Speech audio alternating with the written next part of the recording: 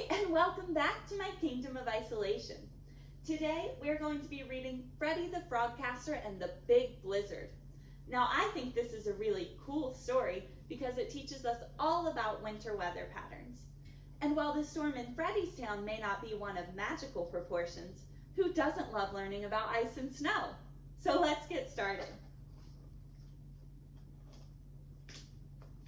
Field trip! Freddy's class was visiting the Frog News Network, and he couldn't wait to show his friends around. Freddy was known all around town as a weather expert. He had his own backyard weather station. He had a special job working at Frog News Network, too. Whenever Sally Croaker and Polly Woggins needed an extra set of webbed hands, they called on Freddy. He was always happy to hop in and help out after school. "Hey, look at me," said Gil Flipper. "I'm a frogcaster too." Everyone looked at the television monitor and started to laugh. Gil was pretending to do the weather in front of the big green screen, but his classmates only saw 2 eyeballs and a big mouth. Where was he? "Hey, what's so funny?" demanded Gil. Freddy clicked a button and the green screen turned blue. Presto! Gil was back. Now Gil was laughing too. It's not easy being green.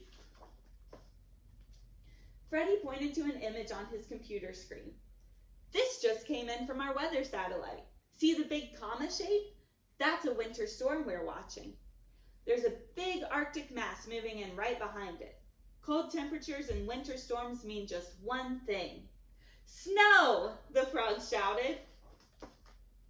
Freddy wasn't quite as excited as his classmates. This storm was packing more than just a few fluffy snowflakes. The whole town could get snowed in. Freddy had to do something before the big blizzard hit. There was just one problem. All his friends wanted to talk about was building snow frogs, snowball fights, and a day off from school. "What do we have here?" a deep voice croaked from the doorway. It was the mayor with Sally Croaker and Polly Woggins. How exciting to see 3 of Lilypad's most famous celebrities. "Sally and Polly tell me that there's a big blizzard headed toward Lilypad," said the mayor. "What do you think, Freddy?" Freddy checked his maps again. Snow, cold temperatures, wind. "Yes, Mr. Mayor," Freddy said. "All the weather clues point to a big blizzard blowing in tonight." "Sounds like we have some work to do," the mayor exclaimed. "Like my good friend Freddy always says." "Be prepared," exclaimed Sally and Polly. Be prepared? This advice worked last summer when a big thunderstorm threatened to soak the town's annual picnic. Being prepared on that day meant umbrellas and moving indoors. But this was different. How do you prepare for a big blizzard with snow and ice and freezing temperatures? There wasn't a minute to spare, so Freddy got to work. He made a list of all the things frogs needed to stay safe and warm during a blizzard. Freddy printed copies of his blizzard list to show Sally and Polly. When he found Polly, she was too excited to look. "I get to do live reports from the news van right in the middle of the storm," she said. "Wow!" Freddy wasn't sure this was a good idea. "Polly, blizzards are dangerous." "Oh, Freddy, don't be a worrywart. I'll be fine." Polly patted his head. Then she set off to look for purple mittens to match her purple hat. When he got home, Freddy dashed through the house gathering supplies for not 1, but 2 weather emergency kits. He found 2 red bags and labeled one Freddy's Big Blizzard Kit and the other Polly's Big Blizzard Kit. "Mom, I need to take this to Polly before the storm gets bad." The winds were already picking up and the temperature was dropping fast. Freddy found Polly with her camera crew loading the news van with camera gear. He told her about the blizzard kit and encouraged her to take it with her. "Oh, Freddy, don't you worry about me," Polly said sweetly. "I know what I'm doing." But Freddy was worried. He tucked Polly's blizzard kit in the van, just in case. When Freddy got home, his mom had a bowl of fried cricket stew ready for him. Yum! He ate in the living room and watched Sally Croaker's forecast. "And now let's go to Polly Woggins on the scene with an update." The camera view went to Polly. She was shivering outside on a snowy street corner. This blizzard is moving in fast with heavy snow and howling winds. And believe me, folks, it is really cold out here. This is Polly Woggins reporting live from the corner of... Just then, the television screen went completely black. And so did all the lights in Freddy's house. The electricity was out. That meant no TV, no lights, and no heat. Thanks to Freddy's blizzard kit, they had plenty of bottled water and canned food. Freddy got out his flashlight and weather radio to listen for the latest storm reports. They would be safe and warm inside while the blizzard raged outside. But what about Polly? Was she okay? The next morning, Freddy hopped out of bed to look out the window. Wow! Freddy had never seen so much snow in his life. The lights were back on. Freddy hurried to the living room to turn on the TV. This blizzard is one for the record books, Sally reported.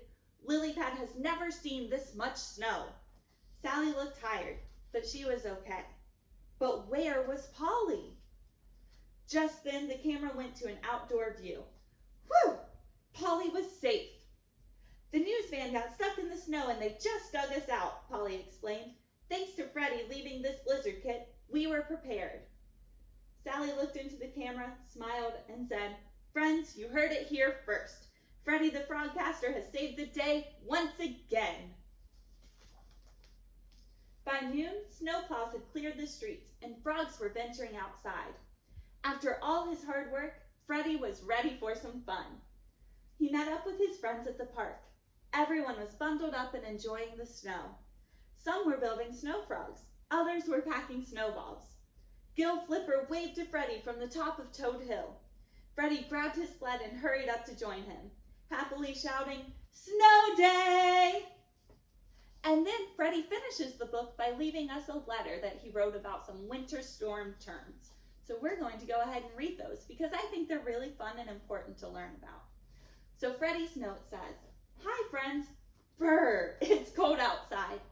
It's wintertime here in Lilypad and we are still digging out from the big blizzard you just read about. I learned so much about winter storms and I can't wait to share it with you. One of the best things I learned is that winter storms usually give plenty of clues. These clues give weather forecasters and frogcasters time to warn people to be prepared. A cold air mass is the first clue we look for. An air mass is a big area of weather that has the same composition. Two types of air masses must come together for a winter storm to form. One air mass must be very cold and the other warm and moist. Where these two types of air masses come together, we call a front. This is like a divider or line that separates one air mass from another. If the cold air pushes the warm air out of the way, this will be called a cold front. When the warm air moves in and rides up over the heavier cold air mass, it is called a warm front. If neither of these air masses moves, it is called a stalled or stationary front. The next weather clue is water vapor. Water vapor is water in the form of a gas instead of a liquid, like rain in a puddle, or a solid, like an ice cube. You may not always see water vapor, but it's all around us and helps make snow and clouds. Some winter days are so cold you can see your breath. The cloudy fog you see when you breathe out of your mouth is water vapor. Cool, right? When temperatures drop low enough, water vapor condenses and freezes into little patterns of ice crystals. The ice crystals attach themselves to little bits of dirt or dust in the atmosphere. These crystals get stuck together and ta-da! Snowflakes are formed. Did you know each snowflake is six-sided and made up of as many as 200 ice crystals? As the snow crystals grow, they become heavier and fall from the clouds. By the way, did you know that no two snowflakes are alike? It's true. A scientist named Wilson Bentley, the snowflake man, proved it back in the early 1900s. He found a way to catch snowflakes and keep them cold enough to take a picture. He had pictures of more than 1,000 snowflakes and discovered they were all unique, just like you and me. Snow isn't the only type of winter precipitation. Frost is another type. Frost is ice crystals that form on surfaces like a rooftop or the grass or the leaves of plants when the temperature drops below freezing and the water vapor, the invisible gas we can't usually see, freezes into ice crystals.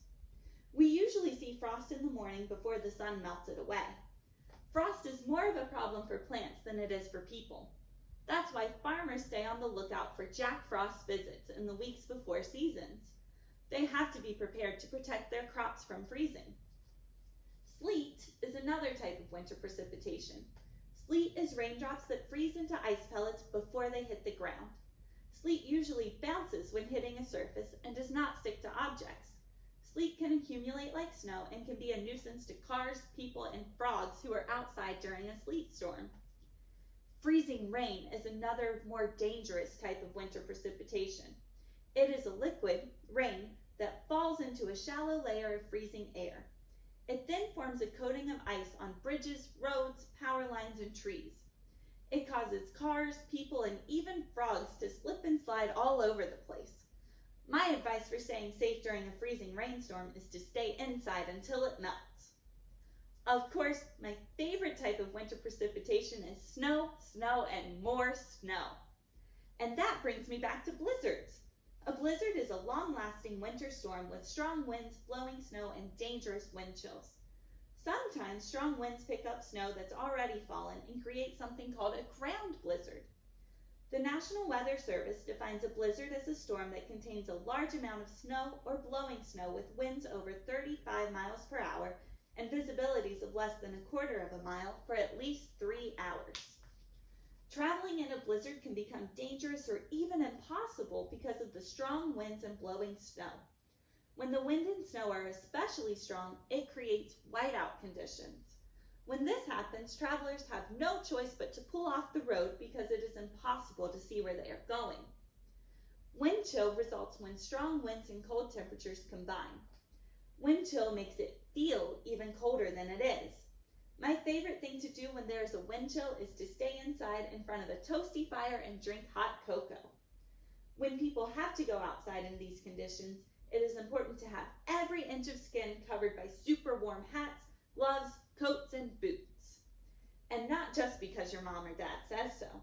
Frostbite, damage to the skin that's exposed to freezing temperatures, or hypothermia, a dangerous drop in body temperatures, can cause big, even life-threatening problems. Yikes. Here's a little fun riddle for you. What is it called when the snow comes with lightning and thunder? Thunder snow! This doesn't happen often, but when it does, wow! Thunder snow is very similar to summertime thunderstorms, an intense storm with thunder and lightning. The one difference is that thunder snowstorms tend to be quieter since the snow muffles the sound of thunder.